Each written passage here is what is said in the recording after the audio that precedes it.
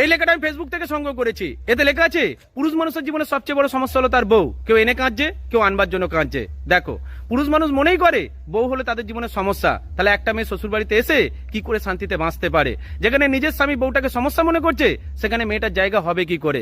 তবে একটা কথা জোর দিয়ে বলতে পারি, এ সমাজের বুকে পুরুষ মানুষ বিয়ে করে, আর এ সমাজে মেয়েদের বিয়ে হয়। মেয়েরা কখনোই কিন্তু নিজের ইচ্ছেতে বিয়ে করতে চায় না।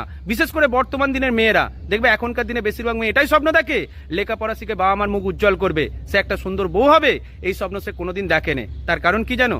সে মা কাকিমার কষ্টটা নিজে থেকে উপলব্ধি করতে পেরেছে।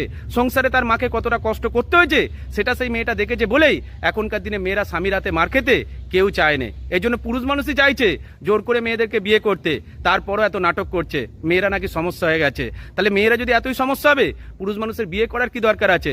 মেয়েরা নিজের জীবনটাকে নিজের মতো করে ঠিক গুছিয়ে নেবে, কিন্তু পুরুষ মানুষ নিজের খিদে মেটানোর জন্য মেয়েদেরকে জোর করে বউ বানাচ্ছে। এটাই সত্যি। ভালো থাকবেন প্রত্যেকে।